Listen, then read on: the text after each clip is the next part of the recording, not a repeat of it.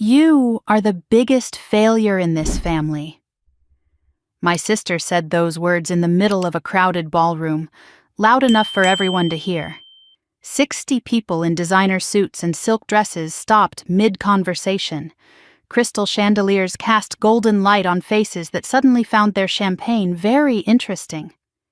Victoria stood there in her red dress like a warning sign, her perfectly manicured hand still holding a glass of champagne, and she looked at me like I was something stuck to the bottom of her expensive shoes.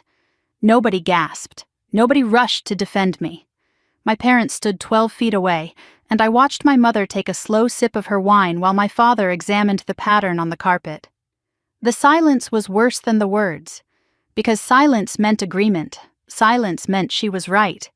What none of them knew, what my sister certainly did not know, was that in exactly 14 hours, she would be staring at me across a conference table, her face frozen in disbelief, completely silent for the first time in her life. But that moment was still a night away. Right now, I was just the dropout sister who had ruined Victoria's perfect graduation party by existing. Let me go back 45 minutes to when I still had hope that this night might be different. The Palmer House Hilton gleamed like a jewel in downtown Chicago. I had driven past this building 100 times, always on my way somewhere else, never imagining I would walk through those doors as a guest. The grand ballroom had been decorated to celebrate my sister's law school graduation, and a massive banner hung across the entrance reading, "Congratulations, Victoria Caldwell, JD" in gold script. Everything about the room screamed success. Marble floors, antique chandeliers, waiters carrying trays of appetizers that probably cost more than my weekly grocery budget. I hesitated at the entrance, smoothing down my navy dress. It was the nicest thing I owned, bought secondhand for a job interview 3 years ago. Clean, presentable, appropriate.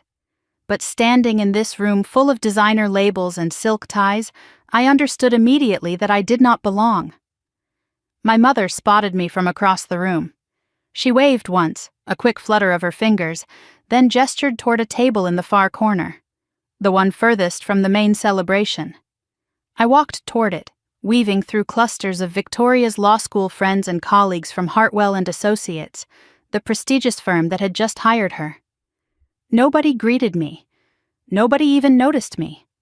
I was invisible, the way I had always been invisible in this family. I found my assigned seat and sat down alone, wondering why I had come at all, because some part of me still hoped. That was the embarrassing truth. After 28 years of being overlooked, compared, and dismissed, some stubborn part of my heart still believed that maybe this time would be different. Maybe my mother would ask how I was doing, maybe my father would look at me with something other than vague disappointment. Maybe Victoria would introduce me to her friends like a normal sister would. I was still that 7-year-old girl sitting at the kitchen table waiting for someone to notice my report card. Victoria held court at the center of the room, surrounded by admirers. She laughed at someone's joke, throwing her head back in that practiced way she had perfected in high school. Our father stood beside her, his hand on her shoulder, beaming with a pride I had never once seen directed at me. She caught my eye across the room and smiled. For one second I thought maybe I had been wrong about her. Then she waved me over and I realized my mistake too late. "This is my little sister Meredith," Victoria announced to the group of lawyers surrounding her. "She is between things right now." Someone in a gray suit asked what field I was in, and before I could answer, Victoria cut in smoothly. "She dropped out of college a few years back. Still figuring it out, right, Mary?" The lawyers nodded politely, already losing interest. I stood there with my cheap dress and my invisible life, feeling the familiar weight of being reduced to a footnote in my sister's story. My mother found me near the dessert table 20 minutes later. She pulled me aside with that expression she always wore when I had disappointed her, which was most of the time. "Could you not have worn something nicer?" she whispered. "Victoria's colleagues are here, important people. I told her this was nice." She looked at my dress the way you might look at a stain on white carpet. "It is adequate," she said, "like everything else you do." Then she launched into a recitation of Victoria's achievements. Law review, top of her class. Recruited by the best firm in Chicago. She spoke about my sister like she was describing a miracle. When she mentioned that Nana Rose would be so proud, something twisted in my chest. Nana Rose was the only person who had ever believed in me, and she had been gone for 2 years now. I opened my mouth to say something, anything, but my mother had already spotted someone more important to talk to. I was making my way toward the exit when Victoria intercepted me. Her smile was gone. In its place was the cold irritation she reserved for problems that needed to be solved. "You need to leave," she said quietly. I asked her why. She gestured at my dress, my face, my existence. "You are making me look bad in front of my lawyer friends. Look at you. You do not belong here." I told her I was her sister. She laughed, but there was no warmth in it. "You are an embarrassment," she said. "A college dropout who does what exactly? Plays on computers?" I did not answer. What could I say? That the computers she mocked had built something she could not imagine?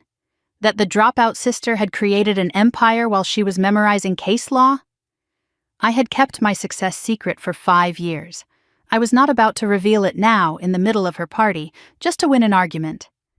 But Victoria was not finished. She stepped closer, her voice rising just enough for the nearby guests to hear. "You are the biggest failure in this family," she announced. "The only reason you are here is because Mom felt guilty. Do everyone a favor and leave." Silence rippled outward. I saw Margaret Hartwell, the senior partner, watching from a nearby table with an expression I could not read. My parents stood frozen, drinks in hand, not moving to defend me. 28 years of evidence confirmed in a single moment. I did not cry, I did not argue, I simply turned and walked toward the exit, each step feeling like a mile. Behind me, Victoria was already laughing with her friends, the moment forgotten. I was almost to the door when I heard Margaret Hartwell say something to her colleague. I could not make out the words, but I saw her glance at Victoria with something that looked almost like disapproval. I made it to the hallway before I stopped, leaning against the wall to catch my breath. My phone buzzed in my purse, a notification from my executive assistant. The Hartwell team confirmed for tomorrow at 10 a.m. Margaret Hartwell leading personally. I stared at the message for a long time. Victoria's huge client meeting, the one she had been bragging about all night, was with my company. Tomorrow morning, she would walk into my conference room expecting to impress some mysterious CEO. She would find me instead. I could have sent my COO. I could have stayed hidden the way I had for 5 years. But something had shifted inside me.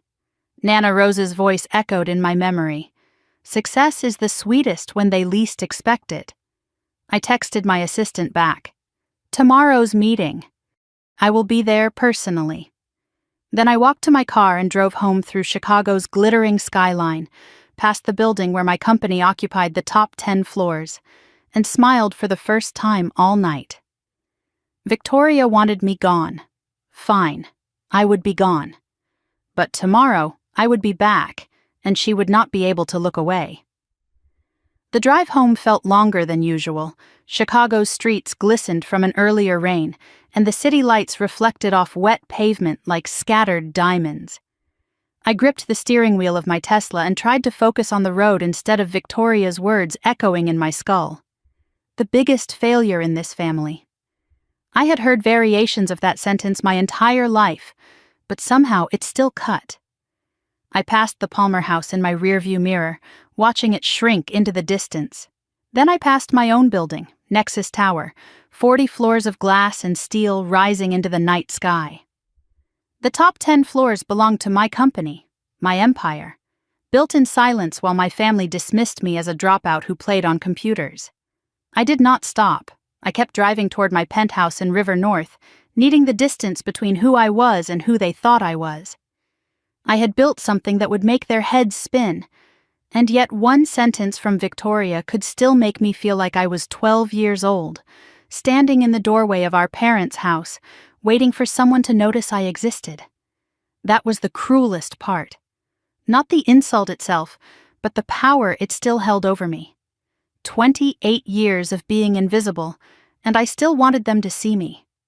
I still hoped they might finally look in my direction and recognize something worth acknowledging. The hope was the wound that never healed. My penthouse overlooked the Chicago skyline, floor-to-ceiling windows, minimalist furniture, everything clean and modern and expensive.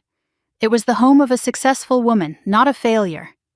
But standing in the darkness with the city spread out below me, I did not feel successful. I felt hollow. I kicked off my heels and dropped my keys on the marble counter, poured myself a glass of wine, walked to the window and stared at the buildings I was quietly conquering, one deal at a time. On the bookshelf behind me, a single personal item broke the minimalist aesthetic. A framed photograph of Nana Rose, slightly worn, in a silver frame. I picked it up and studied her face. She had been gone for 2 years now, but sometimes I could still hear her voice clearly, like she was standing right beside me. "You said they would see eventually, Nana," I whispered to her photograph. "You said success was the best response. But what if they never see? What if I am always just the ghost?" Next to the photograph sat a sealed envelope, yellowed with age. Nana had given it to me before she died, with strict instructions written on the front in her shaky handwriting. For Meredith. Open when you no longer need their approval. I touched it gently, feeling the weight of whatever was inside. I had carried this envelope for 2 years, never opening it, because I still needed their approval. That was the shameful truth I could not escape. My phone buzzed with an email notification. M. Hartwell and Associates. The subject line read, "Tomorrow's meeting, personal request." I stared at it without opening it. Tomorrow would change everything. But tonight I was trapped in the past. I sank onto my couch, wine glass in hand, and let the memories surface. 6 years ago, I had been a different person, hopeful, naive, certain that if I just achieved enough, my parents would finally pay attention. I remembered the day I received my acceptance letter from Northwestern. Full academic scholarship, 4 years of tuition covered. I had run into the kitchen waving the letter like a trophy, expecting celebration. My parents were at the breakfast table with Victoria, who was sorting through her own pile of college mail. "I got in," I had announced breathlessly. "Full scholarship. They are covering everything." My mother barely looked up. "That is nice, dear," she said. Then she turned to my father. "Thomas, Victoria has something to tell us." Victoria smirked and held up her own letter. "Georgetown Law," she announced. "Top 5 program in the country." My mother's face transformed into pure joy. "Oh, Victoria, that is wonderful. Thomas, we need to celebrate." My father beamed with pride. "That is my girl." I stood there with my full scholarship, my free education, my ticket to a future, and nobody asked a single question about it. But Victoria's acceptance, which would cost our parents hundreds of thousands of dollars, merited a dinner at Gibson's Steakhouse. That was the moment I understood the rules. It was never about achievement. It was never about potential. It was about who mattered. Victoria mattered. I did not. The memory shifted, carrying me deeper into the past. 1 month before Nana Rose died, I sat in her small apartment surrounded by books and plants and the smell of lavender. I had just dropped out of Northwestern after 1 semester, and my parents had cut me off completely. Disgrace, my mother had called me. Embarrassment.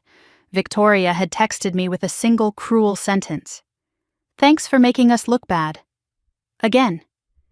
But Nana did not judge. She made tea, sat beside me, and listened while I explained everything. I had found something, I told her. A real opportunity, an app I had built.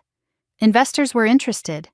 But it meant leaving school, working 18-hour days, taking a risk that made no sense on paper. "My parents think I am throwing away my future," I said. "They think I am a failure." Nana studied me with those sharp eyes that saw everything. "Do you think you are a failure?" she asked. I hesitated. "No," I admitted. I think this could be something real. Then let them think what they want, Nana said firmly. You have something they cannot see yet, Meredith. You have always had it. She reached into her drawer and pulled out an envelope. Inside was $50,000. My savings, she explained. Your grandfather left this for me to give to whoever needed it most. That is you. I tried to refuse, but she pressed the envelope into my hands. Build your something, she said. Prove them wrong. And when you do, when you are standing at the top, remember this. Success is the sweetest when they least expect it. 3 weeks later, she was gone. I never got to show her what I built with her gift. I never got to tell her that she was the only person in my family who ever believed I would become anything. But I kept her words close, repeating them like a prayer during the hardest nights. Success is the sweetest when they least expect it. The memory of my parents' rejection still burned the sharpest. 1 week after I dropped out, they summoned me to the family home. I stood in the formal living room while they sat like a tribunal, their faces hard with disappointment. You left Northwestern, my father said flatly. A full scholarship. For what? Some internet nonsense? I tried to explain. It is not nonsense. It is a fintech platform. I have investors who believe in what I am building. My mother cut me off. Investors in what? You do not even have a degree.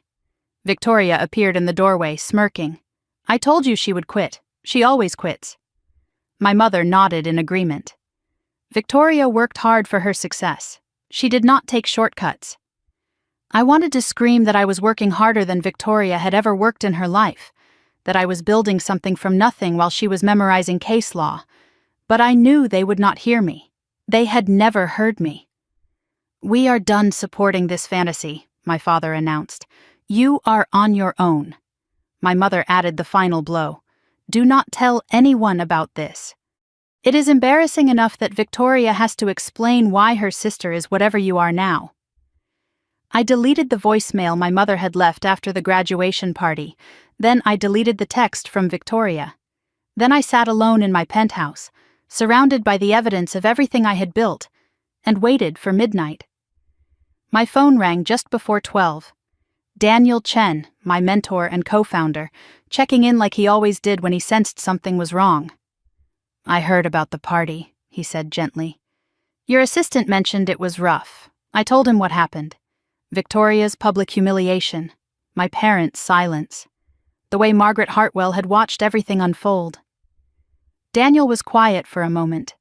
The same Margaret Hartwell coming to the meeting tomorrow, he asked. The very same, I confirmed, and Victoria will be there too, as a junior associate on the team trying to sign my company as their client. Daniel exhaled slowly. You could still send Marcus to the meeting. Stay anonymous. They would never know. I could, I agreed, but I will not. Nana Rose told me success is sweetest when they least expect it. I think tomorrow qualifies. For the first time all night, I felt something other than pain. I felt ready.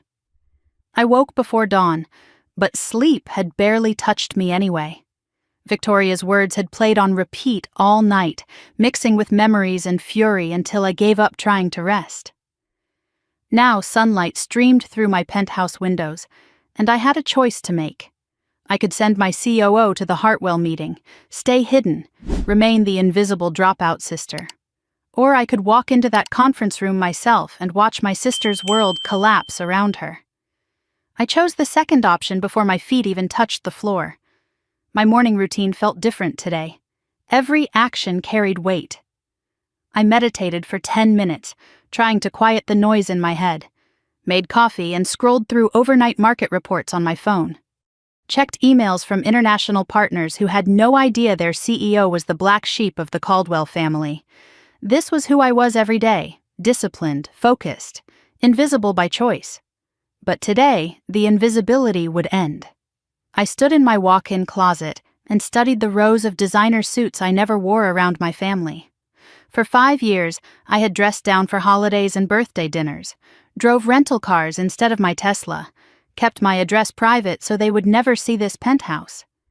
I let them see what they expected to see. The dropout, the disappointment, the ghost.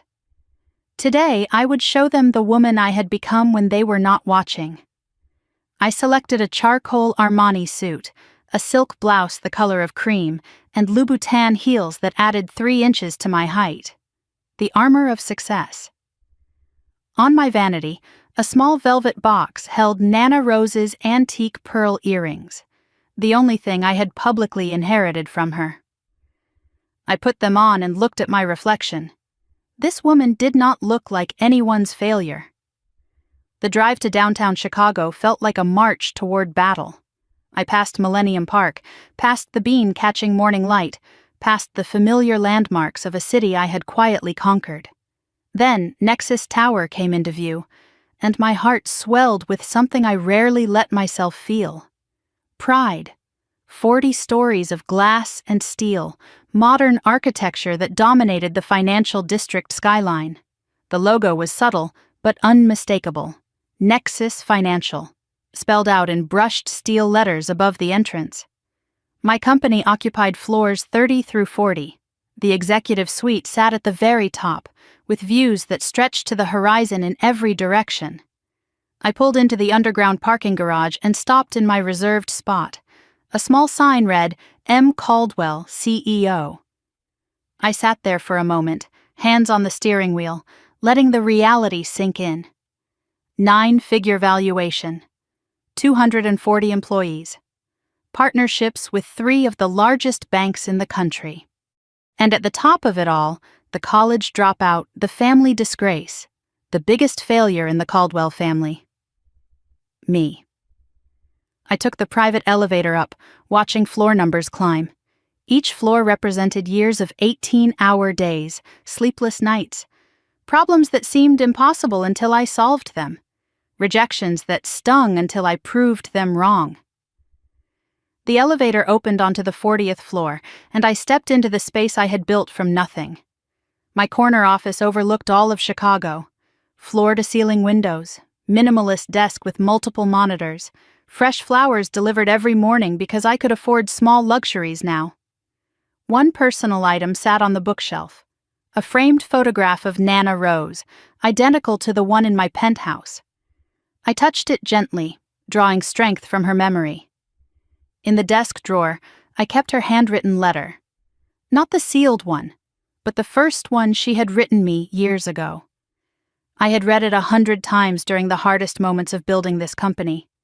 You have something they cannot see yet, Meredith. You have always had it. She had given me $50,000 to start. Seed money for a dream that everyone else called foolish. I remembered my first office, a corner booth in a coffee shop where I coded for 20 hours straight. Remembered the first investor meeting where I was rejected before I finished my pitch. The 15th meeting where someone finally said yes. Year 1 brought 5 employees and our first major client. Year 2 brought Series A funding and a real office. Year 3 brought Daniel Chen, a successful tech entrepreneur who saw something in me worth betting on. He joined as co-founder and brought the expertise and connections I desperately needed. Year 4 brought Series B funding and explosive growth. Year 5 brought the 9-figure valuation and acquisition offers I turned down because I was not finished building. Through all of it, my family never knew. I kept my name out of the press. Declined interviews. Let my COO be the public face while I worked behind the scenes. Not because I was ashamed, because I wanted to prove myself without the Caldwell name, without their doubt poisoning everything I touched. I wanted to succeed in silence, so when I finally spoke, there would be nothing left to question. A knock on my office door pulled me back to the present. Daniel walked in carrying 2 cups of coffee, dressed casually in jeans and a blazer. His silver-streaked hair and calm presence always steadied me. He was the only person who knew the full story of my family, the dismissals, the favoritism, the way Victoria had spent our entire lives tearing me down. He set a coffee cup on my desk and studied my face. "You look ready for war," he said. I asked if it was that obvious. He smiled. The Armani was a giveaway. How bad was last night? I told him everything. Victoria's public humiliation, the silence of my parents, the way Margaret Hartwell had watched it all unfold with an unreadable expression. Daniel's face darkened as he listened. "She said that?" he asked. "Publicly?" "Loudly," I confirmed, proudly. "Then she told me to leave because I was making her look bad." Daniel set down his coffee with more force than necessary. "And Margaret Hartwell heard this?" "Front row seat," I said. Daniel slid a folder across my desk. "The Hartwell and Associates pitch package." I opened it and found myself staring at page 3, where the dedicated team for the Nexus account smiled confidently in professional headshots. Victoria Caldwell, Junior Associate. There she was, looking polished and perfect, completely unaware that she was pitching her own sister's company.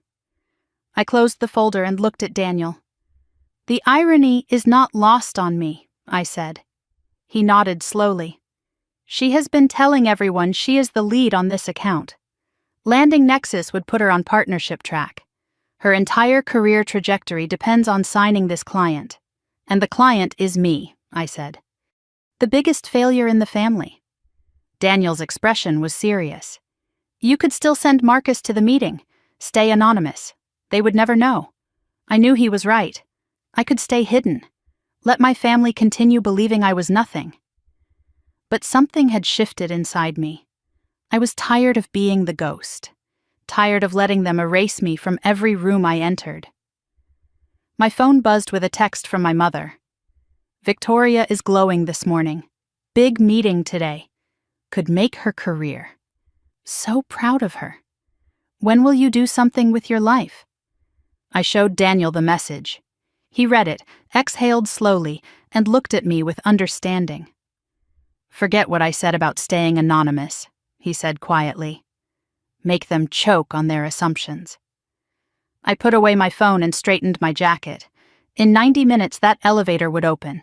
Victoria would walk into my conference room expecting to impress some mysterious CEO. She would see my name on the door, my company on the walls, my empire spread out before her. And she would understand that every cruel word, every dismissal, every time she called me a failure, she was wrong.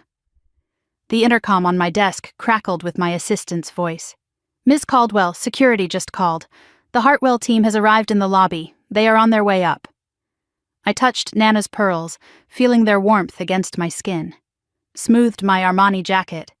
Took one last look at the city I had conquered in silence. "Send them in when they are ready," I said. And I waited for my sister to walk into a reality she never imagined. 13 minutes until Victoria arrived. I sat alone at the head of the executive conference room table, staring out at Chicago spread below me like a map of everything I had conquered in secret.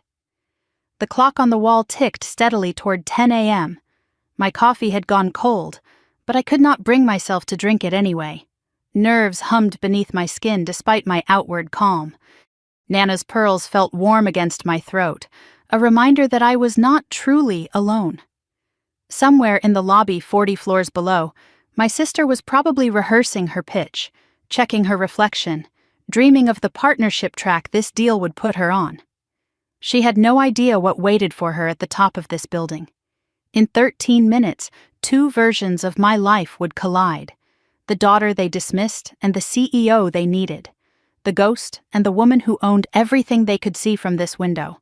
I had spent 5 years keeping these worlds separate. Now I was about to watch them crash into each other. My phone lit up on the conference table. "Dad." I stared at the screen, watching it ring. Once, twice, 3 times. He had not called me in months. Victoria must have mentioned the big meeting, must have filled him with pride about the career-defining opportunity ahead of her. I let the call go to voicemail. A minute later, the notification appeared. I should have deleted it without listening. I should have protected myself from whatever dismissal he had recorded. But some wounded part of me still wanted to hear my father's voice, still hoped against all evidence that he might say something kind. I pressed play and held the phone to my ear. "Meredith, it is your father." His voice was clipped, efficient, the tone he used for obligations rather than conversations. "Your mother mentioned you left Victoria's party early last night. That was disappointing. Victoria worked hard for that celebration. The least you could do was stay and support her. Anyway, she has an important meeting today. Career-defining, apparently. Try to be happy for her success, even if. He paused, and I could hear him searching for words he did not want to say. Well, just try. Call your mother back. She worries. The message ended. I sat there in the silence, letting his words sink into old wounds. Even when he called me, he was not really calling for me. Every sentence circled back to Victoria. Her party, her career, her success. I was just the disappointing footnote, the obligation he checked off his list before moving on to things that mattered. The voicemail carried me back to a memory I had tried to bury. 2 years ago, Christmas Eve. I had driven to my parents' house with gifts in my trunk and hope in my chest. I had just closed my Series B funding round. Nexus Financial was valued at 9 figures. I had decided to finally tell my family the truth about what I had built. The house smelled like pine and roast beef when I walked in. Decorations sparkled on every surface. For one moment, standing in the doorway with snow melting on my coat, I had felt like I was coming home.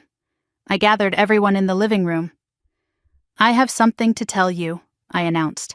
Something I have been waiting to share. My mother barely looked up from arranging appetizers. Can it wait? She asked. Victoria is about to tell us about her promotion. I tried again. This is important, Mom.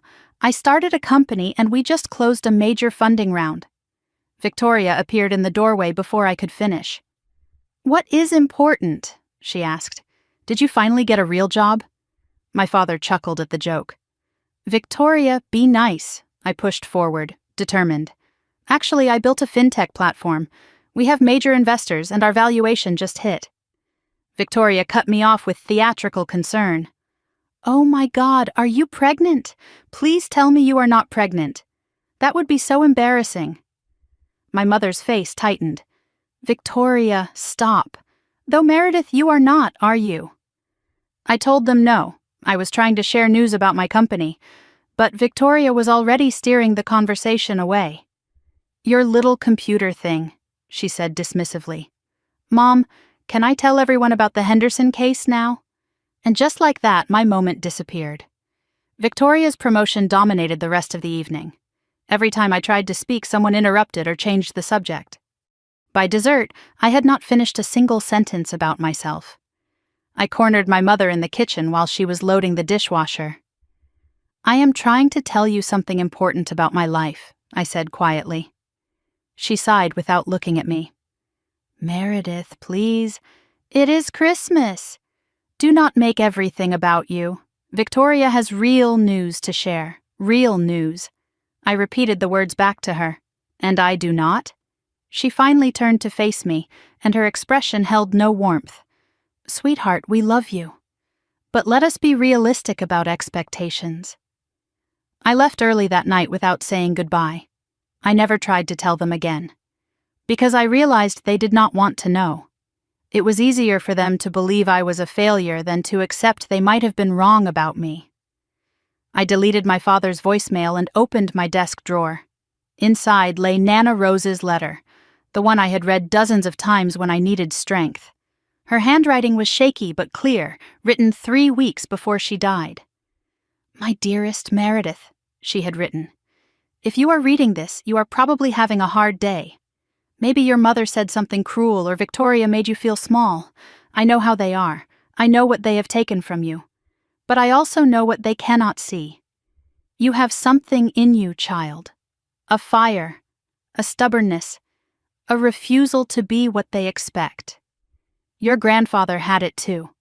He built something from nothing while everyone told him he would fail. He succeeded not because of his family, but despite them. You will do the same. You already are. When the world finally sees what I have always seen, remember this. Success is the sweetest when they least expect it. Not because revenge is noble, but because truth has a weight that lies cannot carry. Let them see. Let them know. You have earned that moment. All my love, always. Nana Rose.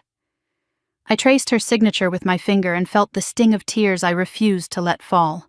She was the only person who had ever truly seen me. Gone 2 years now, but her belief remained. My eyes drifted to the other item in the drawer, the sealed envelope with her final instruction. Open when you no longer need their approval. I touched it gently, wondering if today would be that day. Not yet. Soon, maybe, but not yet. I closed the drawer as a knock came at the door. Daniel entered, checking his watch. 5 minutes, he said. The Hartwell team just cleared security. I stood and straightened my jacket. Ready does not quite cover what I am feeling. He smiled slightly. Last chance. What do you want out of this meeting? I considered his question carefully. I do not know. Recognition? Vindication? Maybe just to stop hiding. And if Victoria's career suffers because of what comes out today? Daniel asked. She was not worried about my career when she called me a failure, I said. Why should I protect hers now? He nodded. Fair enough. I just want you to own whatever choice you make in there. I looked him in the eye. I own it. The intercom crackled with my assistant's voice. Ms. Caldwell, the Hartwell team has arrived. Ms. Hartwell is asking for you personally. This was it. I walked to the conference room and took my seat at the head of the table, back to the door, facing the windows. Daniel settled into the chair to my right. We exchanged a look of solidarity. I heard footsteps approaching down the hallway. Margaret Hartwell's polished voice floated through the door. Impressive space. Very impressive. Then Victoria's voice, bright with eager ambition. Nexus Financial is one of the most innovative firms in fintech. This partnership would be transformative for both organizations. I cannot wait to meet the CEO. The door handle turned. I heard James welcoming them, offering coffee, directing them toward the table. Victoria kept talking, nervous energy spilling into professional chatter. I wonder what they are like. The CEO, I mean, building something this significant while staying completely private. There must be an interesting story there. James cleared his throat with perfect formality. Everyone, may I present Meredith Caldwell, CEO and co-founder of Nexus Financial. I turned my chair slowly and looked directly at my sister. Her face went white. Her mouth fell open. The folder she was holding slipped from her fingers and scattered across the floor. And for the first time in 28 years, Victoria Caldwell had absolutely nothing to say. The silence lasted 5 seconds, maybe 6. But those seconds stretched into something endless, a frozen moment where time itself seemed to hold its breath. Victoria stood in the doorway of my conference room with her face drained of all color. Her mouth hung open slightly, forming words that never came.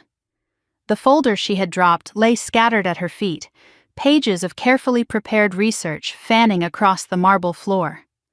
Behind her, Margaret Hartwell and 2 senior associates waited with polite confusion, not yet understanding why their junior colleague had turned to stone. I watched my sister's eyes cycle through recognition, confusion, denial, and finally a desperate, scrambling horror. She looked at me the way you would look at a ghost who suddenly turned solid. Except I was not the ghost anymore. I was the most real thing in the room.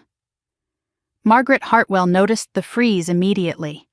Her sharp eyes moved between me and Victoria, calculating, assessing, filing away information for later use.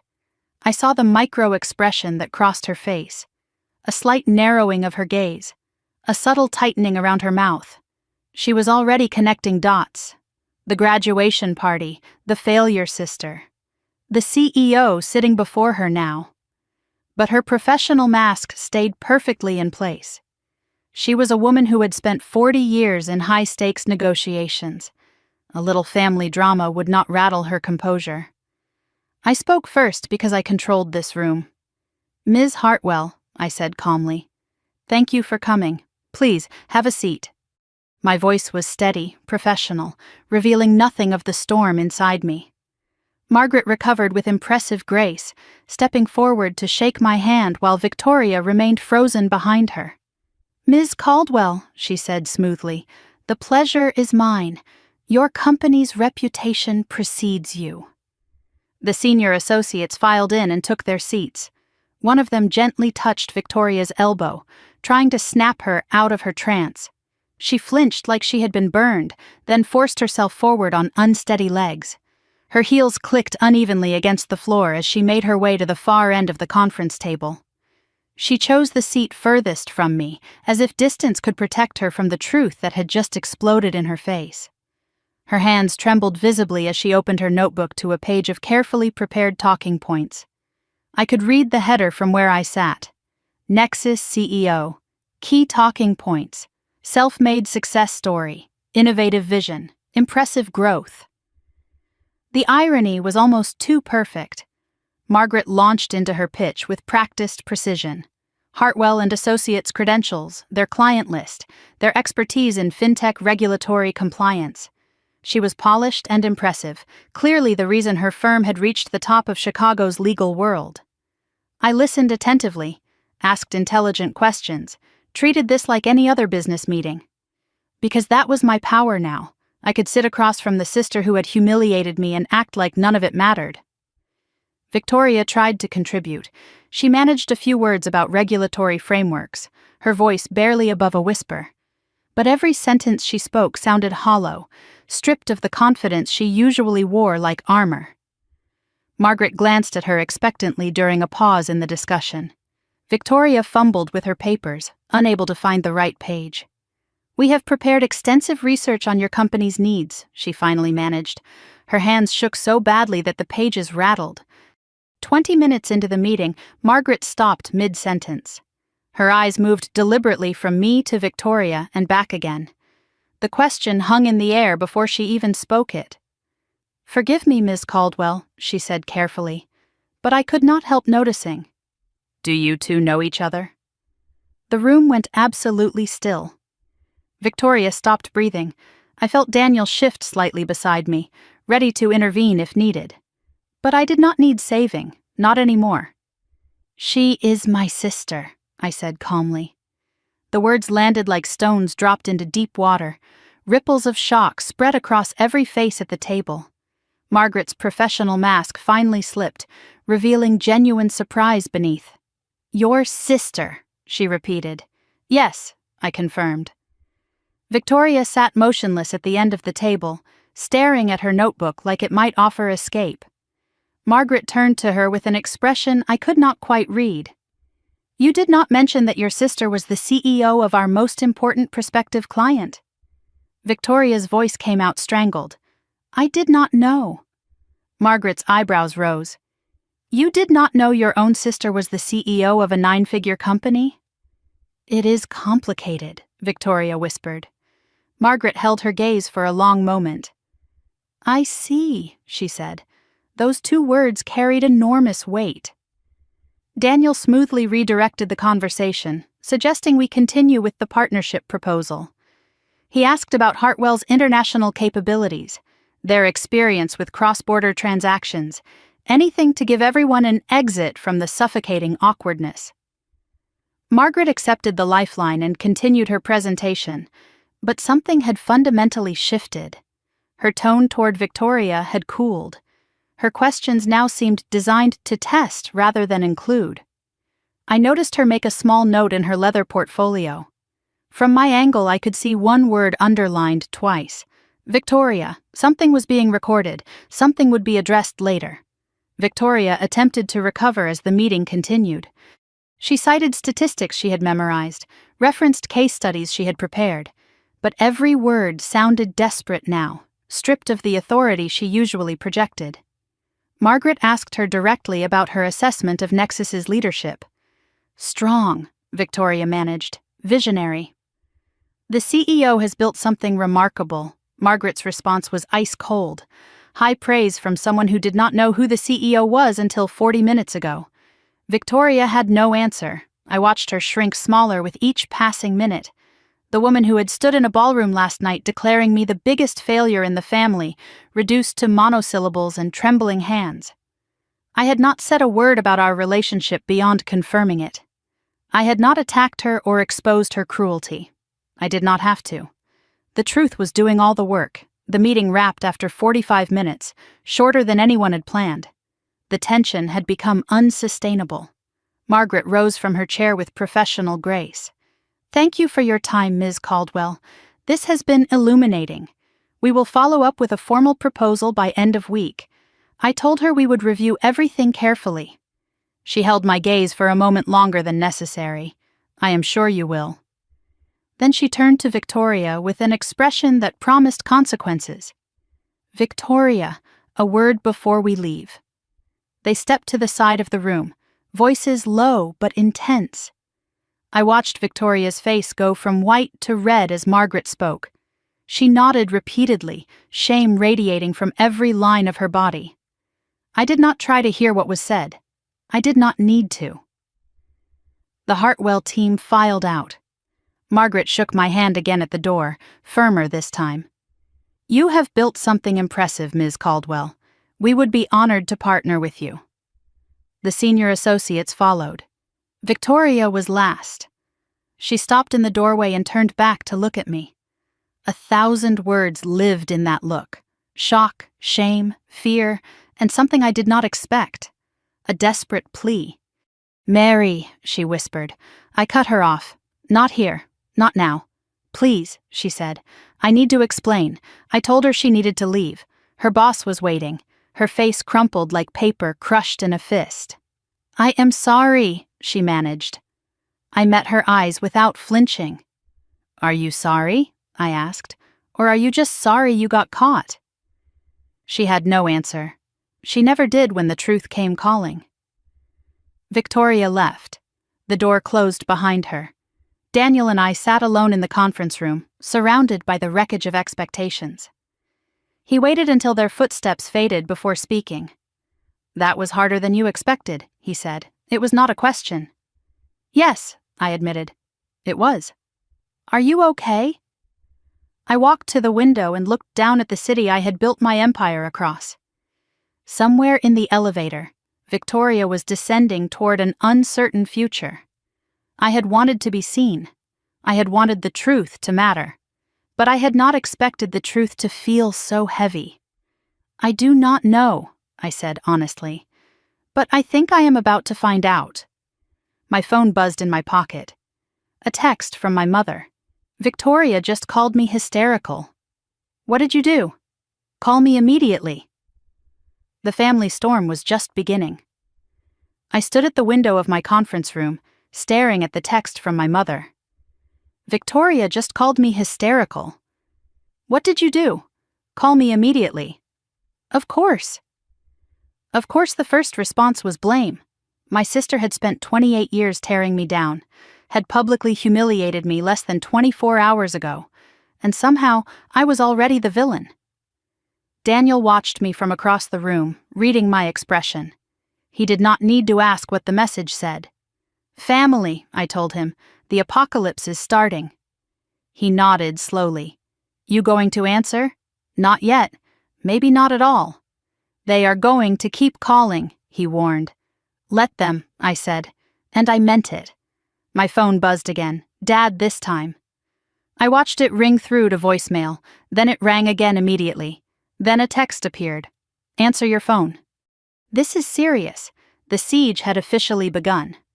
I pocketed my phone and told Daniel I needed to leave. I could not process this here, surrounded by the evidence of everything I had built in secret. I needed space and privacy and room to think. Daniel understood. "Go," he said. "I will handle anything that comes up. Call me if you need backup with the family." I drove home through Saturday morning traffic with my phone buzzing every few minutes. I ignored every notification. My mind kept replaying the meeting. Victoria's face draining of color, Margaret's sharp eyes calculating, the scattered papers on the conference room floor. The satisfaction I had expected was not there. Something heavier had taken its place. My penthouse felt different when I walked through the door. The secret was out now. Victoria knew where I worked. Soon she would know where I lived. The walls between my two lives had crumbled completely. I dropped my keys on the counter and finally looked at my phone.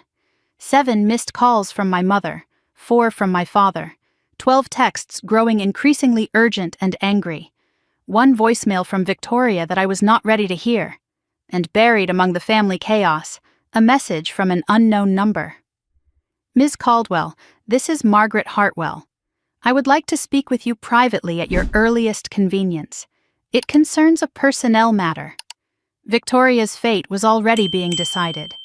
I knew I could not avoid my parents forever. Better to control the confrontation than let it ambush me later. I poured myself a glass of water, sat on my couch, and called my mother.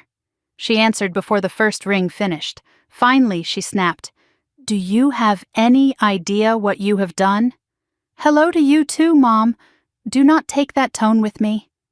Victoria called in tears. Absolute tears, Meredith.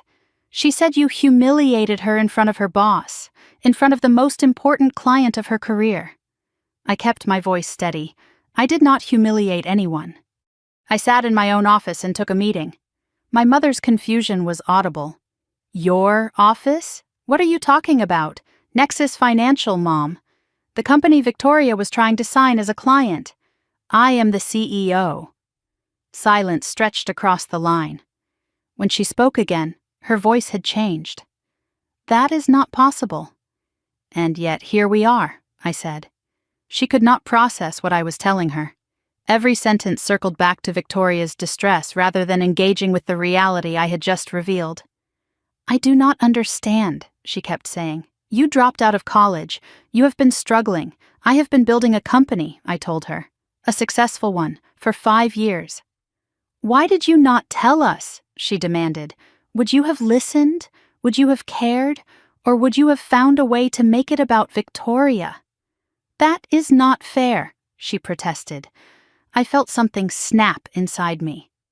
Last night Victoria called me the biggest failure in the family, in front of strangers, in front of Margaret Hartwell.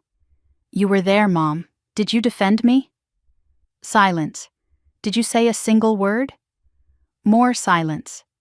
That was different, she finally managed. She was upset. She did not mean it. She meant every word, I said. And so did you. Every time you asked when I would do something with my life. Every time you compared me to her. Every time you looked through me like I was not even there. In the background, I heard my father's voice. Is that Meredith? Give me the phone. I will handle this. My father took over with his controlled, reasonable tone. The voice he used when he wanted to manage a situation rather than understand it. Meredith, let us discuss this calmly. I have been waiting 30 years for that conversation, Dad. There is no need for dramatics. I laughed bitterly. Dramatics? You mean like calling your daughter the biggest failure in the family at a public event? That kind of dramatics? Victoria was out of line, he admitted. We have spoken to her. You have spoken to her. But have you listened to yourselves? He ignored my question. Your mother says you are claiming to run some company? Not claiming. Running.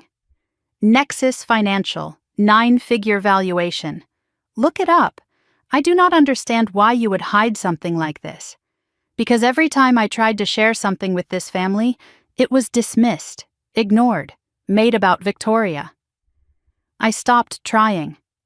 That is not true, he insisted. We have always supported both of you equally. I could not help the bitter laugh that escaped. Equally.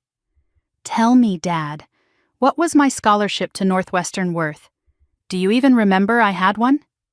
He paused too long. That was years ago. You celebrated Victoria's acceptance to Georgetown for a week. My full ride got 15 seconds at breakfast before you changed the subject. You are being dramatic, he said. I am being accurate. There is a difference. He shifted tactics then, trying to make this about family unity and moving forward. Whatever happened in the past, you are clearly doing well now. That is wonderful. We should celebrate as a family. Celebrate, I repeated. You mean take credit. That is unfair. Is it? Where was the celebration when Nana Rose left me the money to start this company? Where was the support when I was working 20-hour days building something from nothing? We did not know, he protested. You did not ask. Not once in 5 years did you ask what I was actually doing with my life. You just assumed I was failing. We are your parents, he said, as if that explained everything. We want to be part of your success. You wanted me to be invisible. You got your wish. Now you do not get to walk back in because the invisible girl turned out to be someone worth knowing." His control finally slipped. "Now listen here, Meredith. This attitude of yours is exactly why. Exactly why what, Dad? Exactly why you wrote me off? Exactly why Victoria felt comfortable calling me a failure to my face? Victoria is upset. Her career might be damaged because of this. Her career might be damaged because she lied to her boss and humiliated her own sister in public. That is not my fault. That is consequence. You need to fix this," he demanded. "No," I said, "I do not." And I hung up. My hands were shaking. Not from fear, from adrenaline. I had never hung up on my parents before. Never cut them off mid-sentence. Never refused to smooth things over for Victoria's benefit. It felt terrifying and exhilarating at the same time. I finally played Victoria's voicemail. 12 minutes of tears and apologies and desperate explanations. She talked about sitting in her car because she could not face going back upstairs. About Margaret suggesting she take the rest of the day. About suddenly understanding, for the first time, what it felt like to be looked at like you were nothing. "I am not asking you to forgive me," she said through her tears. "I just wanted you to know that I see it now. What we did. What I did. I see it." I sat in silence after the message ended. Her apology sounded real. But was it remorse or just fear of consequences? I could not tell. Maybe it did not matter yet. I typed a response to Margaret Hartwell. Professional. Neutral. I agreed to meet and promised an honest conversation. Then I set down my phone and walked to the window. The secret was over. The storm had broken. And somehow, standing in the wreckage, I felt more like myself than I had in 30 years. Monday morning arrived with pale sunlight streaming through my office windows. I sat at my desk, coffee untouched, waiting for Margaret Hartwell. The weekend had felt like a year. I had ignored 17 more calls from my family. Victoria sent 5 texts that I left unanswered. My parents left voicemails that ranged from pleading to threatening. I deleted them all without listening. Now it was 9:15, and the woman who held my sister's career in her hands was due in 15 minutes. James had already confirmed the appointment. Private meeting, no associates. No Daniel. Just 2 women who had built something from nothing, sitting down to discuss the wreckage of a family that had failed one of its daughters. I glanced at the morning briefing James had left on my desk. A news alert caught my eye. Hartwell and Associates announces internal review of associate conduct policies. No names mentioned. But I knew. Something was already happening.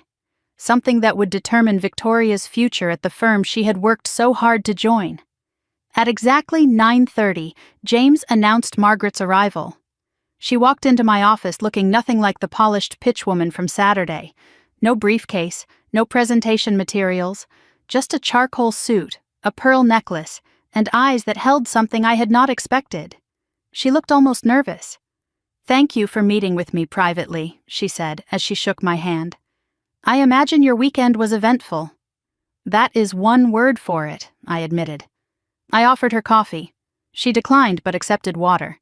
She sat across from my desk in the chair reserved for equals, not supplicants. Whatever she had come to say, she intended to say it face to face. I expected her to launch into business, to discuss the partnership or Victoria's professional failings, or some carefully worded legal positioning. Instead, she surprised me completely. "I am going to be direct with you, Meredith." "May I call you Meredith?" I told her Mary was fine. Then she said something I never anticipated. "I did not come here to discuss the Nexus partnership. That can wait. I came because I owe you an apology." I stared at her. An apology for what? "For Friday night," she said quietly.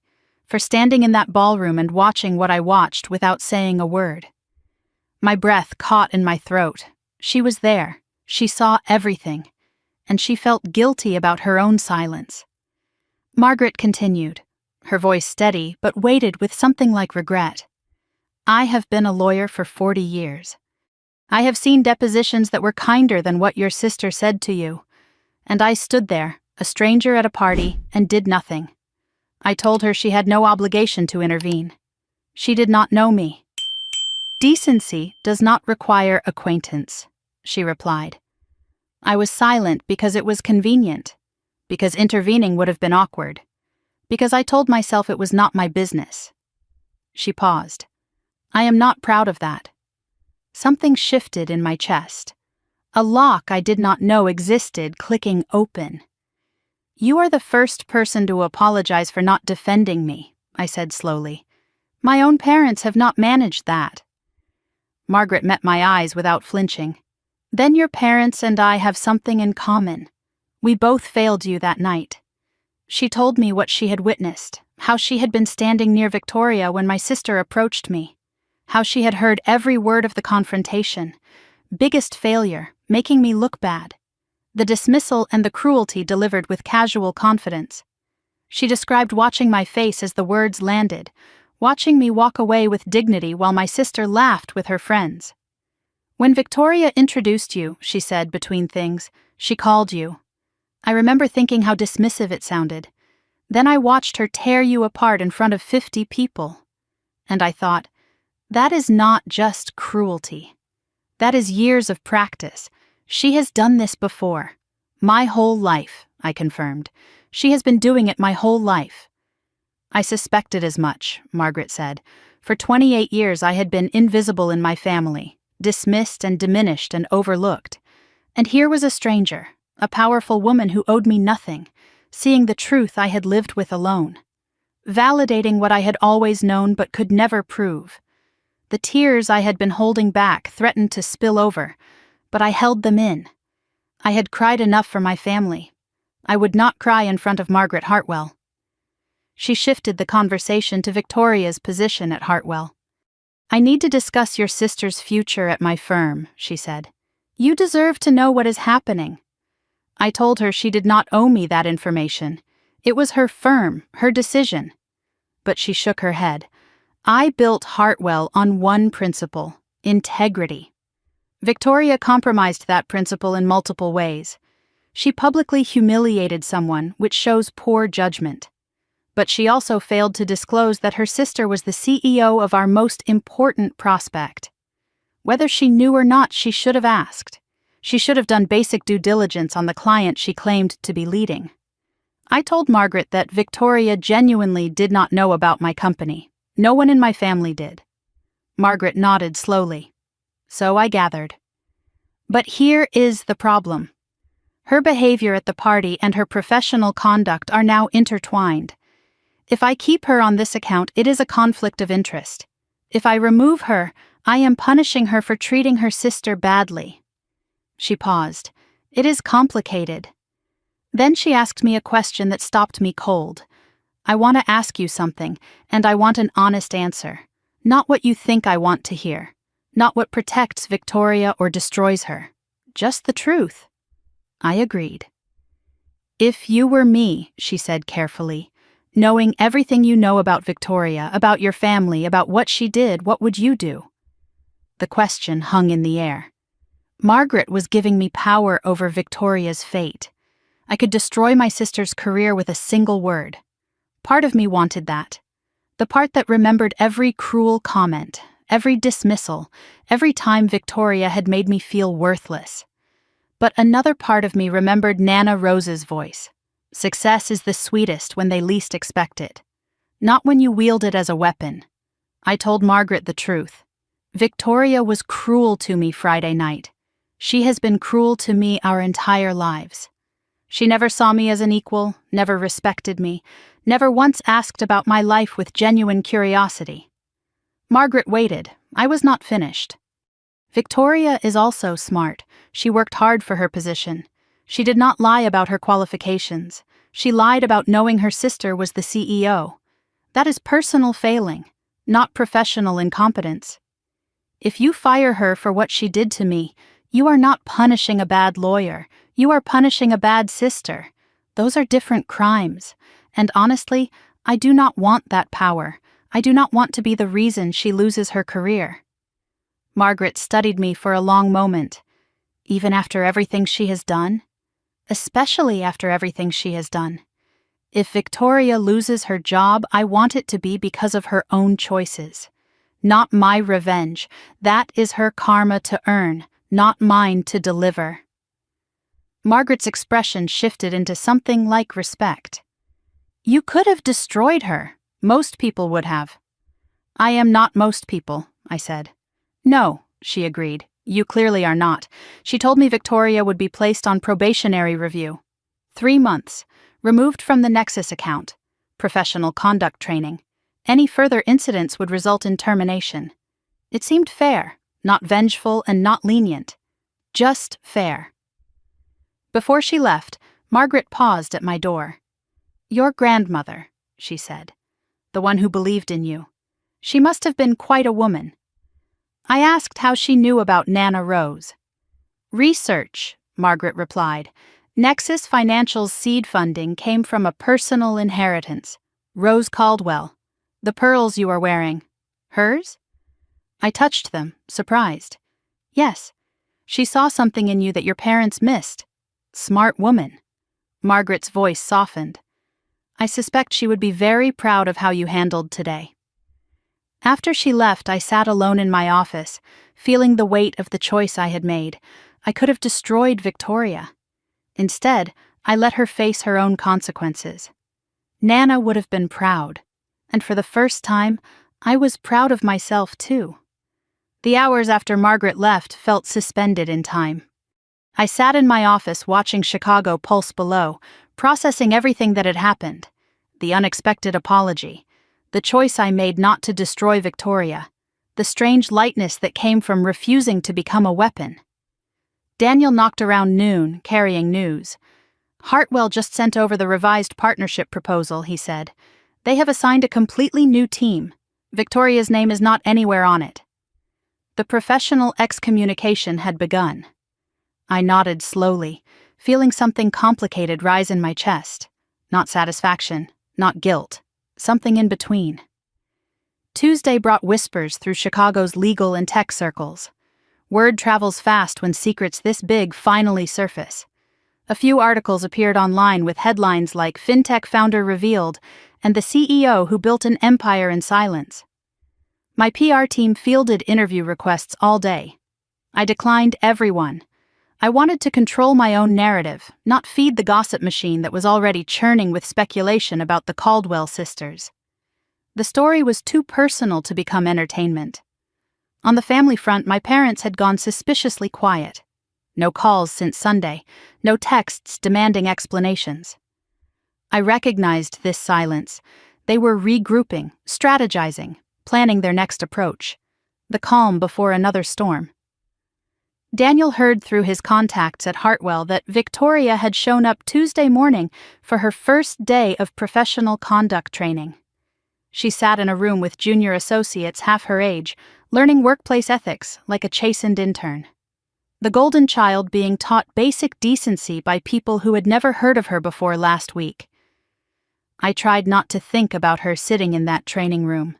Tried not to imagine the shame on her face, the embarrassment of falling so far so fast. She had earned this. Every cruel word and dismissive glance had led her here, but knowing she earned it did not make imagining it any easier. Wednesday afternoon, my phone rang with an unexpected name. Rachel, my cousin.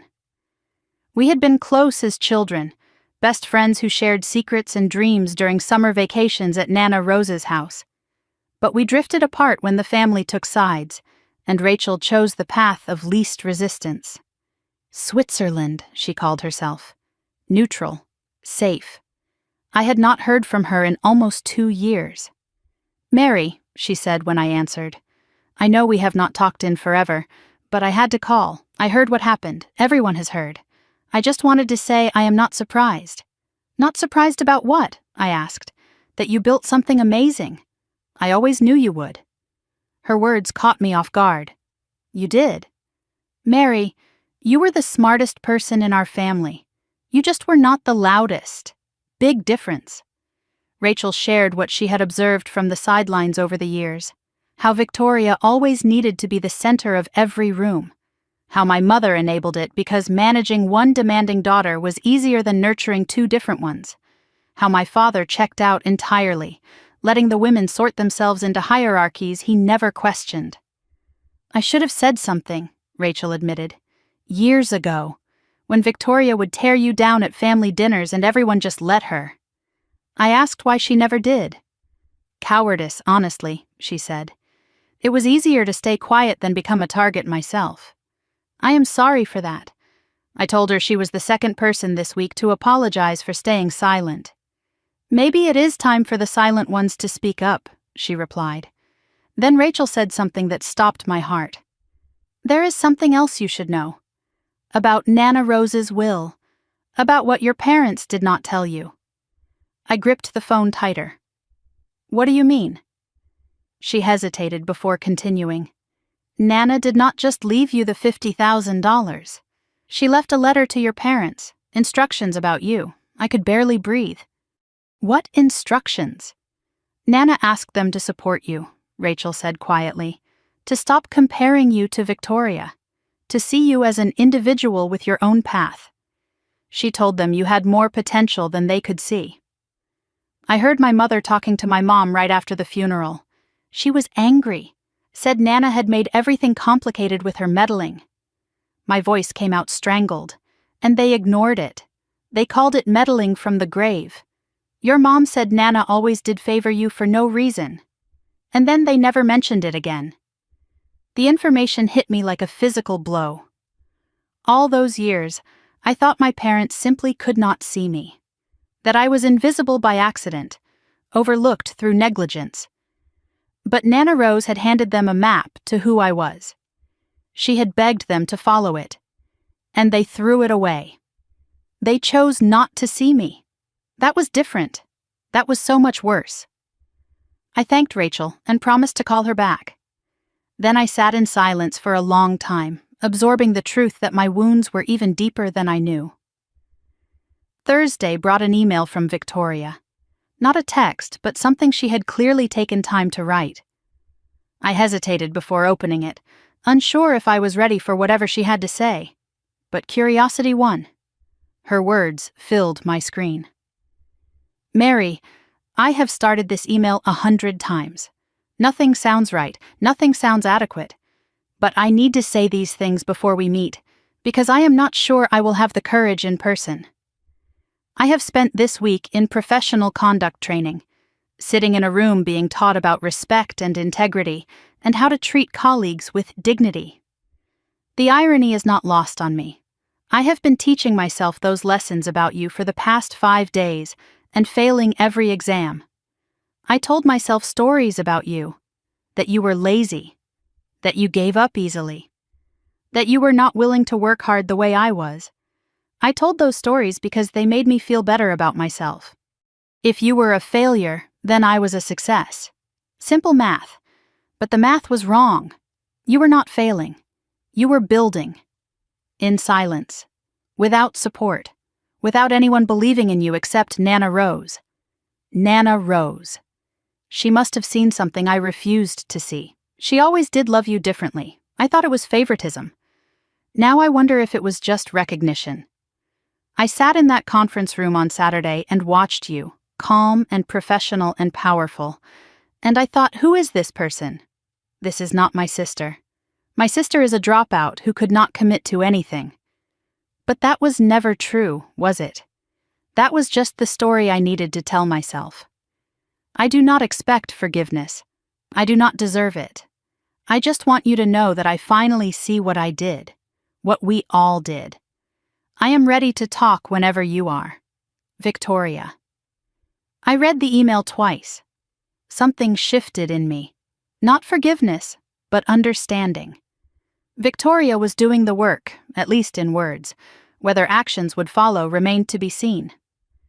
I forwarded the email to Daniel with one line. What do you think? His response came an hour later. I think she is scared. I think she means it. I think only you can decide if that matters. The choice was still mine. Friday evening found me at my penthouse, looking at Nana Rose's photograph. The sealed envelope sat in its drawer, patient as always. I thought about everything I had learned this week. Victoria's professional humiliation, Rachel's revelation about Nana's ignored instructions, Margaret's unexpected apology, the email that showed Victoria might be capable of growth. What did I want now? Not revenge. That was never really the point, not even reconciliation. That was asking too much too soon. Something simpler. I wanted to be heard. I wanted to say the things I had swallowed for 28 years. And then I wanted to choose what came next. I picked up my phone and typed a message to Victoria. Tomorrow, 2 p.m. My place. I will send you the address. Her response came within seconds. I will be there. Thank you, Mary, for giving me a chance. I set down my phone as another message arrived. My mother. Victoria told me you are meeting her tomorrow. Please do not ruin this. She has been through enough. Be gracious. Be the bigger person.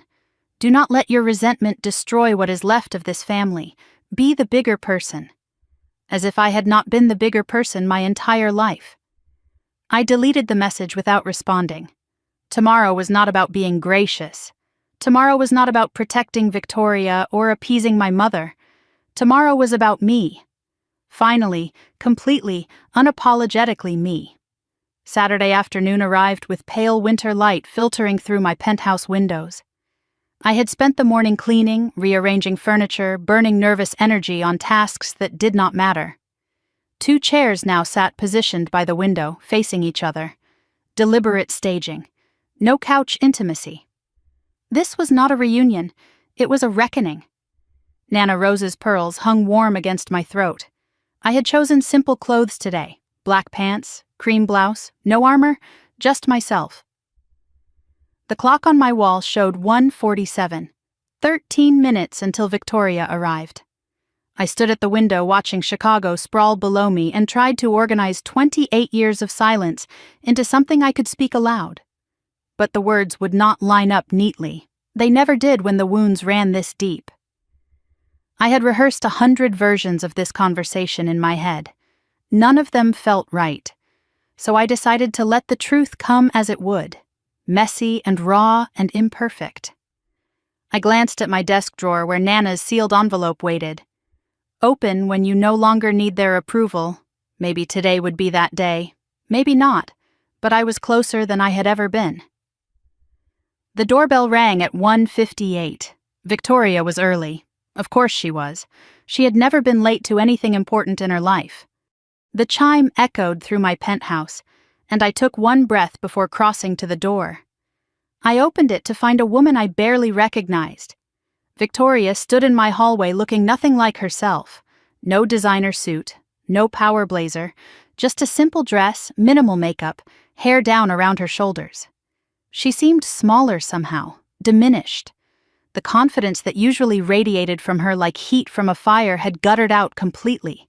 She held nothing but her purse and visible anxiety. Her eyes moved past me into the penthouse, widening as she took in the space. "This is beautiful," she said quietly. "I did not know you lived like this." "There is a lot you did not know," I replied. "I am beginning to understand that." She stepped inside, and her gaze swept across the floor to ceiling windows. The minimalist furniture, the obvious markers of success she had never imagined I possessed. Then her eyes found the photograph of Nana Rose on the bookshelf and stayed there. Something flickered across her face. Grief, maybe. Or regret. I gestured toward the chairs by the window and she walked toward them slowly, like someone approaching a cliff edge.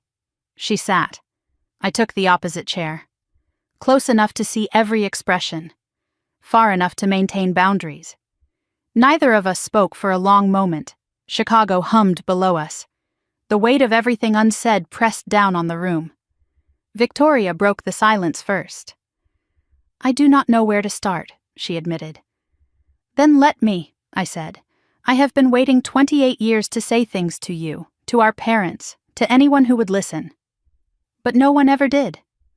So I stopped trying." She nodded slowly. "I am listening now." I held her gaze. Are you? Or are you just waiting for this to be over so you can feel absolved? She flinched but did not look away. That is fair. But I am really trying, Mary. I need you to believe that. I leaned back in my chair. I do not need to believe anything. I need to be heard. That is all I have ever needed. Victoria's eyes dropped to Nana's photograph again. She always loved you best, she said quietly. I used to hate you for that. The admission surprised me. Victoria had never acknowledged Nana's favoritism before, had never admitted that it bothered her. The first crack in her armor was showing. I began to speak, and once I started, I could not stop. Do you know what it is like to be invisible in your own family? To sit at dinner tables where no one asks about your day? To win scholarships that get 15 seconds of acknowledgement before the conversation turns back to you? I used to think it was my fault, that I was not interesting enough or successful enough or loud enough, that if I just tried harder, achieved more, became someone worth noticing, maybe they would finally see me. But it did not matter what I did. I could have cured cancer and Mom would have asked if I remembered your birthday. I could have walked on the moon and Dad would have mentioned your latest case, because it was never about achievement. It was about who mattered. And I did not. Victoria's tears were forming, but she blinked them back, trying to hold space without defending herself. I continued. You called me a failure at your graduation party. In front of strangers, in front of your boss. Do you know how many times I have been called a failure? By you, by Mom, by Dad. I stopped counting. But here is what kills me, Victoria. You were not wrong about the word. You were wrong about what it meant. You thought failure meant I could not succeed. It actually meant I was not allowed to. Every time I tried to share something, a win, a hope, a dream, it got shut down, dismissed, redirected to you. So I stopped sharing. I built my empire in secret because that was the only way to build it at all.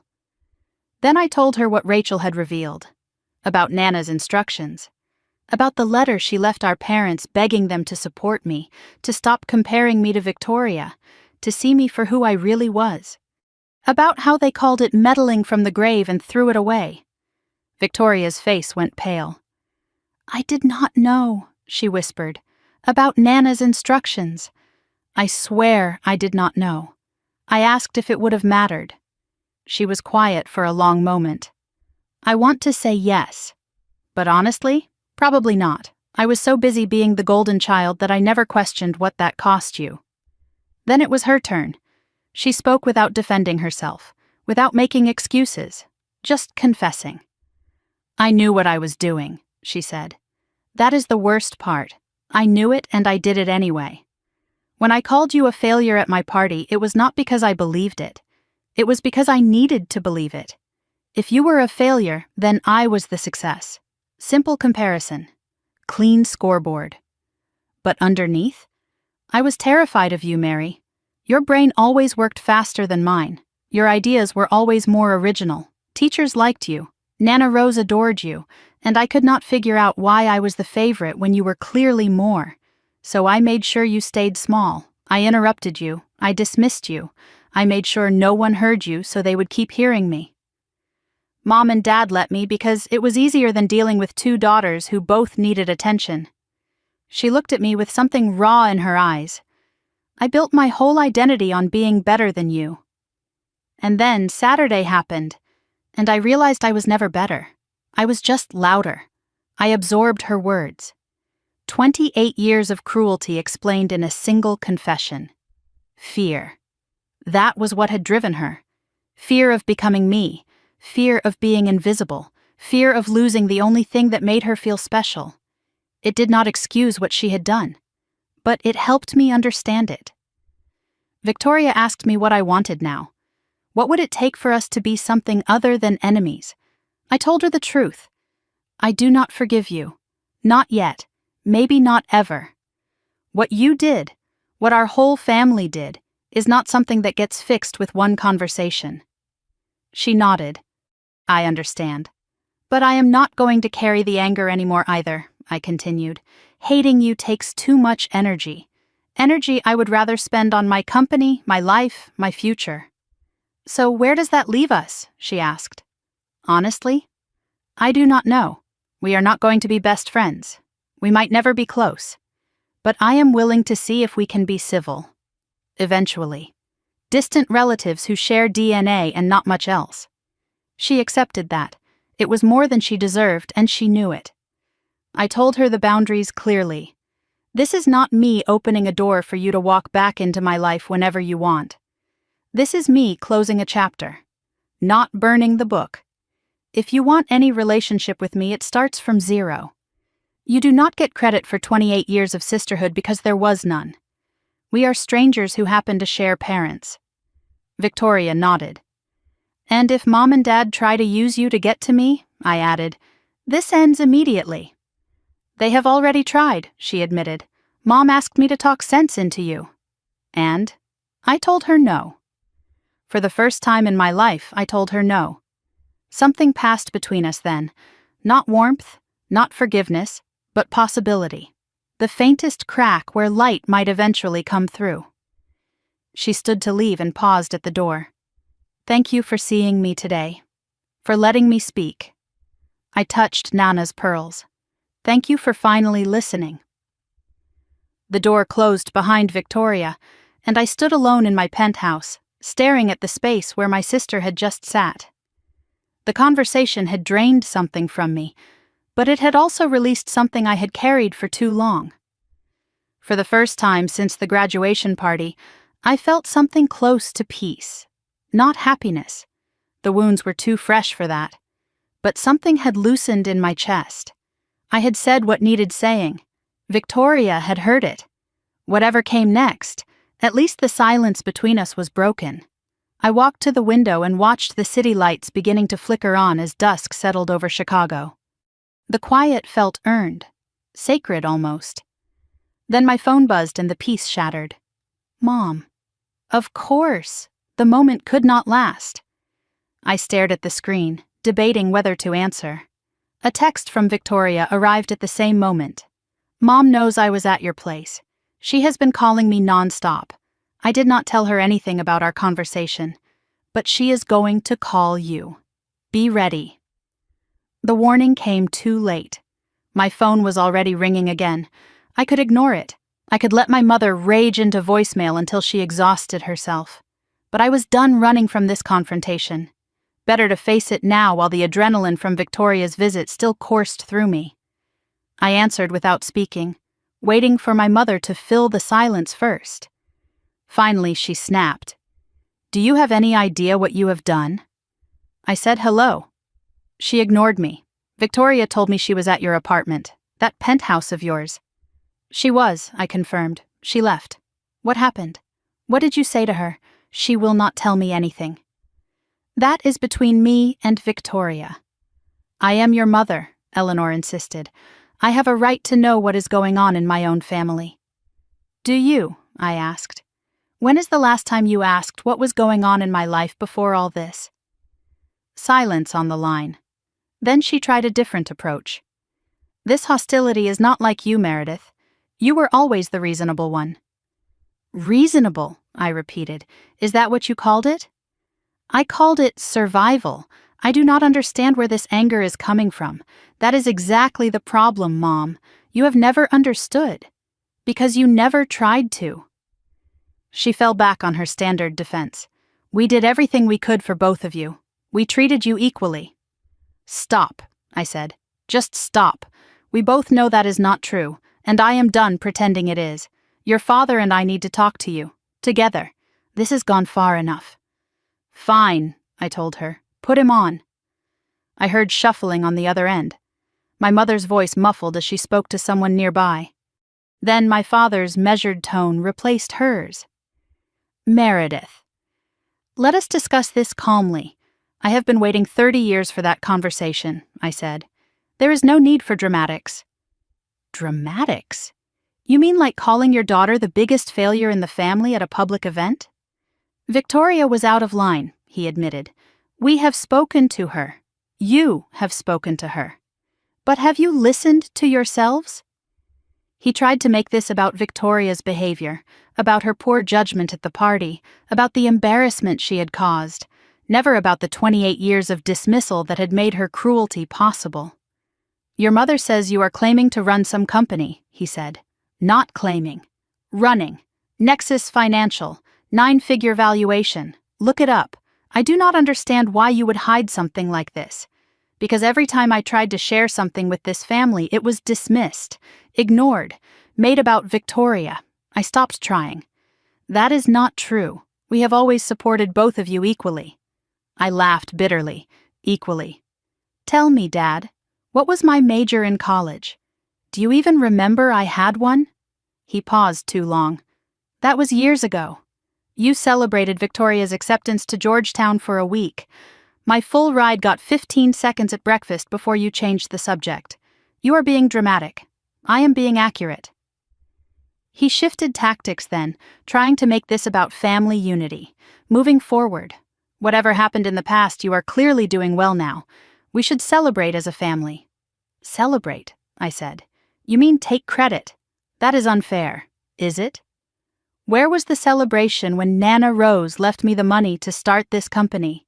Where was the support when I was working 20-hour days building something from nothing?" "We did not know," he protested. "You did not ask. Not once in 5 years did you ask what I was actually doing with my life. You just assumed I was failing. We are your parents. We want to be part of your success. You wanted me to be invisible. You got your wish. Now you do not get to walk back in because the invisible girl turned out to be someone worth knowing." Then I deployed the truth I had been saving. "I know about Nana Rose's instructions." The silence on the other end was deafening. "What instructions?" my mother's voice cut in. She must have been listening the whole time. "Do not pretend you do not know.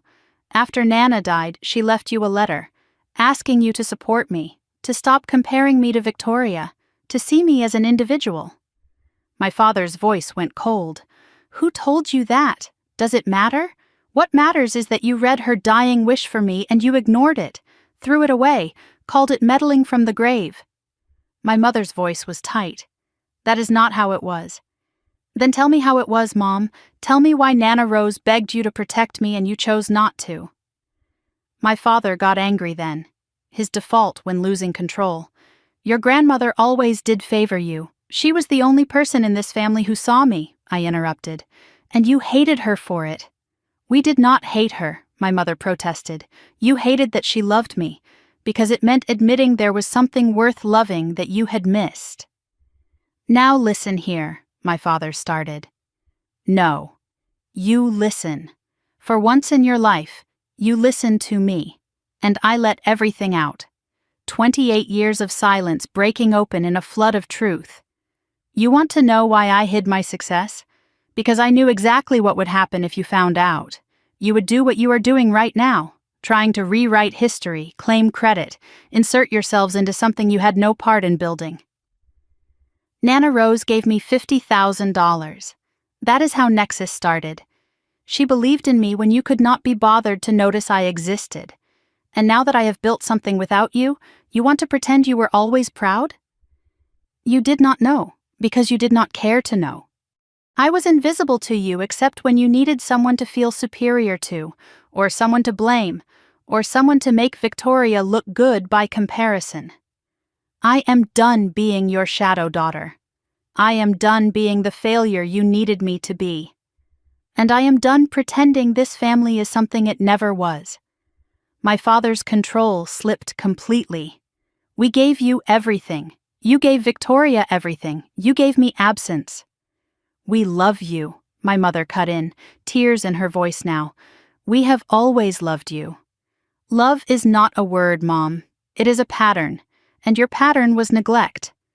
My father tried authority next. If you want to be part of this family. That is the thing, Dad. I am not sure I do. I gave them the ultimatum clearly. You do not get to call me and pretend the last 30 years did not happen. You do not get to claim my success. If you want a relationship with me, a real one, it starts with accountability. Not apologies, not excuses. Acknowledgement of what you did not do, and why it mattered. We are your parents, my father insisted. You had 30 years to be my parents. I do not owe you anything now. My mother started pleading. Family is important, Meredith. Then you should have treated me like family, I said. And I hung up. My hands shook as I set down the phone. Not from fear, from adrenaline. From finally speaking the truth I had swallowed my entire life. The cord was cut. I walked to my window and looked out at Chicago glittering below me, my city, my empire, my life. My phone buzzed. Victoria. I just got off the phone with Mom and Dad. They are furious. But they are also scared. I have never heard them scared before. Are you okay? I typed back slowly. I am better than okay. I am free. And I meant it. I walked to my desk and opened the drawer. The sealed envelope sat there, patient as always. Open when you no longer need their approval. I picked it up and turned it over in my hands. Tomorrow, I decided. Tomorrow I would finally open it. Tonight I just wanted to sit in a silence that was finally my own. Not because I had to be quiet, because I had nothing left unsaid. I woke knowing today was the day. Sunlight streamed through my penthouse windows, painting everything in shades of gold. 1 week had passed since I hung up on my parents. The quietest week of my life. No family calls, no demands, no voicemails filled with accusations or guilt. Victoria had texted twice, short, respectful messages giving me space. My parents had not reached out at all. Work continued normally. The Hartwell partnership progressed with its new team, and through it all I slept better than I had in years. Now I lay in bed staring at the ceiling, feeling the weight of what I was about to do. The sealed envelope had waited long enough. Open when you no longer need their approval. For 2 years I had carried Nana Rose's final gift without opening it. Through building Nexus, through the graduation party, through confrontations and revelations and finally finding my voice. She had known somehow that I would need time, that the words inside would not mean anything until I had earned them, until I had become someone who did not need permission to be seen. I was ready now. I made coffee and sat in my favorite chair by the window. Nana's pearls hung around my neck like armor and blessing combined. The envelope felt heavier than paper should. Something else was inside, not just a letter. A small hard shape pressed against my fingers through the aged paper. I turned it over in my hands, studying Nana's shaky handwriting one more time. For Meredith.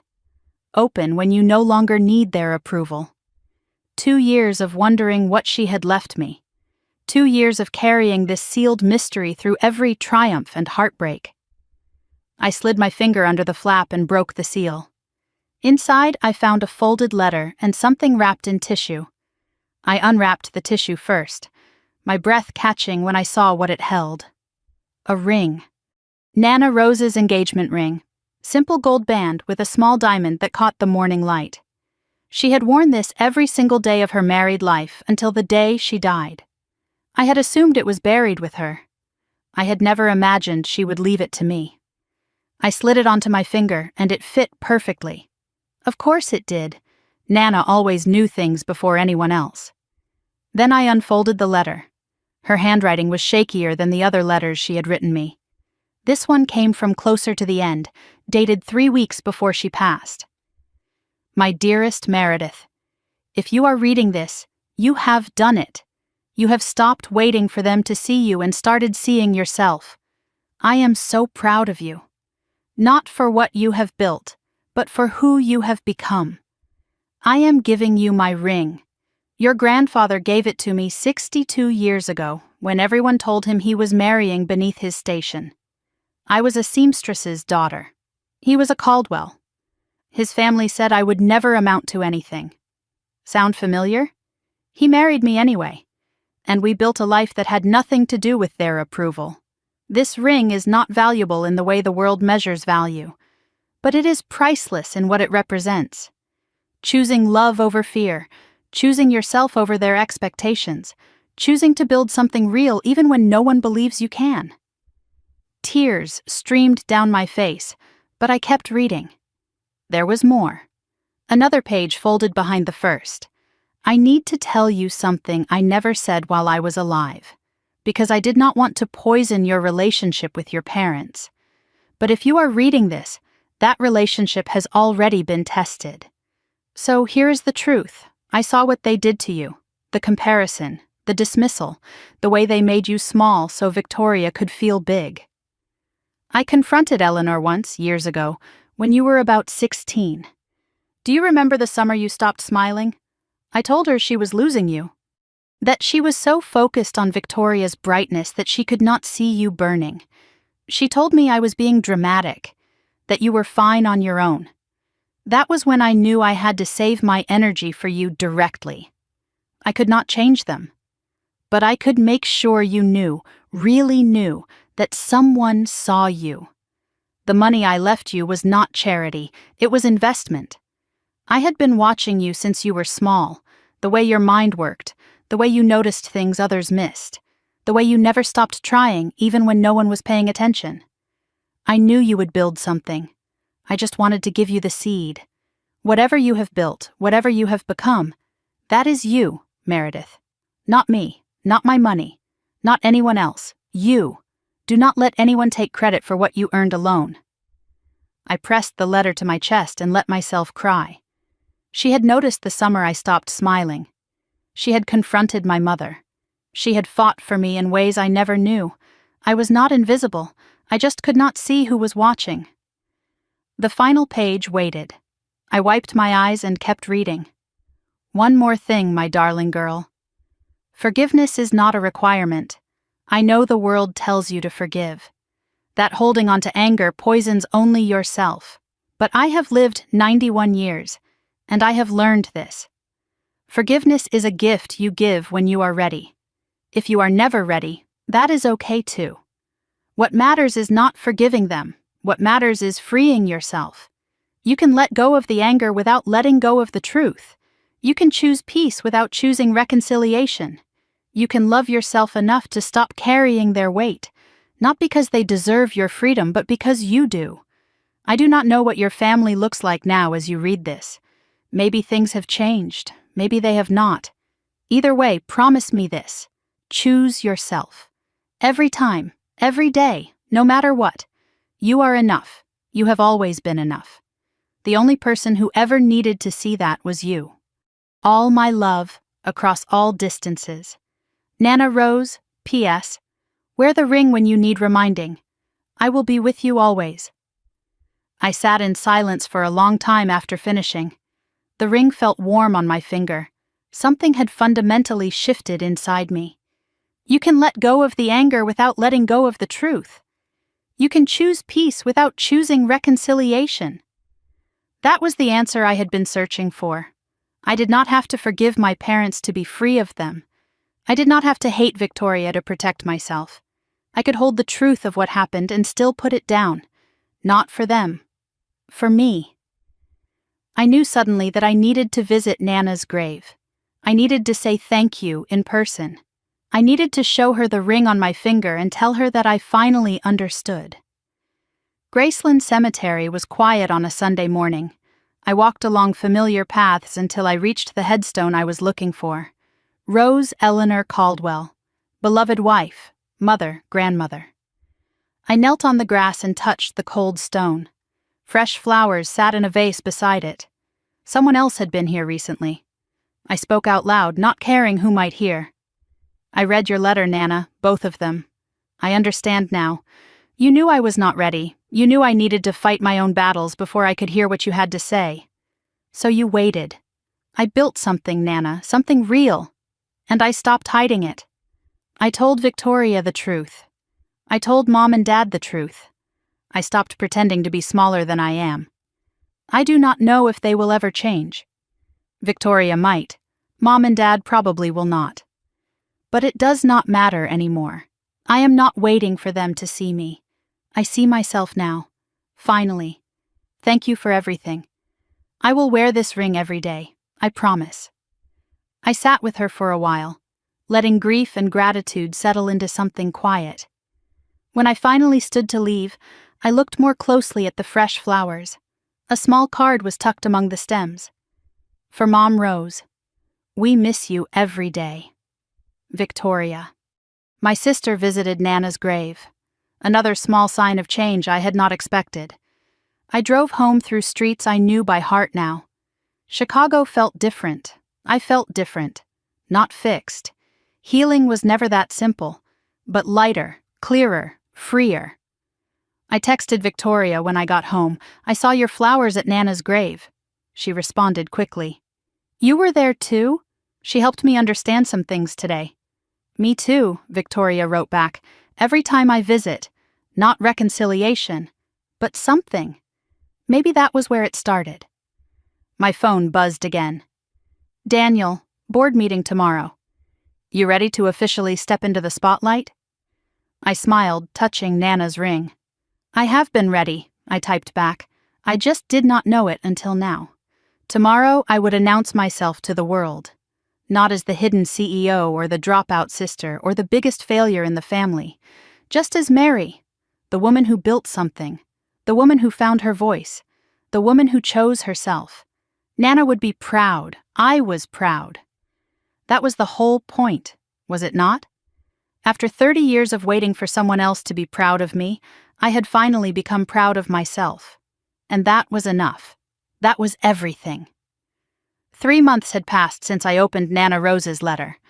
3 months since I chose peace over revenge, myself over their approval, freedom over the cage I had built around my own heart.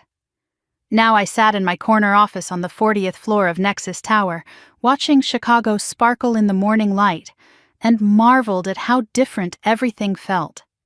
I was no longer the hidden CEO, no longer the secret success story. A Forbes profile had run last month with the headline, "The CEO Who Built an Empire in Silence." Industry conferences invited me to speak. Journalists requested interviews. The world finally knew my name. But the recognition was not what healed me. It was the not needing it anymore that set me free. Nana's ring glinted on my finger as I reached for my coffee. Her pearls waited in their box for special occasions. Both letters hung framed on the wall behind my desk, reminders of who believed in me before I believed in myself. James knocked and entered with news. The Hartwell Partnership paperwork is ready for final signatures. Margaret Hartwell will be here within the hour. I nodded and smiled. The deal that had almost never happened was finally closing, with a completely new team. Victoria's name nowhere in the documents. But somehow that fact no longer brought me satisfaction, just peace. Margaret arrived at 10 sharp, elegant as always in a charcoal suit and pearl necklace. We signed the papers in my conference room with Daniel and her senior associates as witnesses. Handshakes exchanged, champagne poured, a partnership built on mutual respect rather than family drama. After her team filed out, Margaret lingered. She had one more thing to tell me. Victoria completed her probationary period, she said. She is back on regular status. Different department, different focus. But she is still with us. I told her I was genuinely glad. She studied my face and seemed to believe me. That is what makes you remarkable, she said. Most people in your position would have wanted her destroyed. You wanted her to grow. That takes more strength than revenge ever could. Before she left, Margaret mentioned something else. Victoria asked me to tell you something if I saw you. She said to tell you she is still visiting Nana. Every Sunday.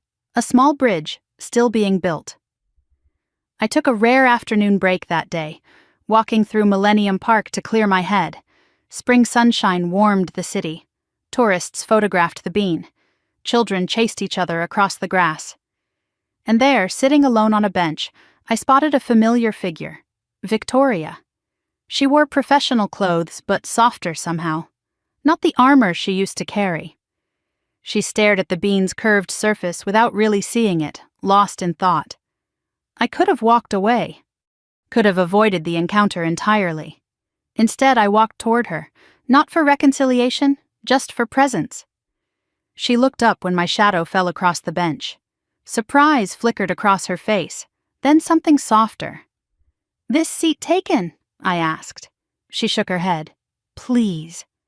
We sat in silence for a moment, watching tourists take selfies in front of the giant silver sculpture. "Margaret told you," Victoria finally said. "About the Sundays." She did. "I started going after our talk at your apartment. I realized I never really knew Nana. I was always too busy being the golden child to actually listen to her." "She would have liked that," I told her. "You visiting." Victoria nodded slowly. "I tell her about you, about what you have built. I think she already knew, but I tell her anyway." The conversation continued, easier than I expected.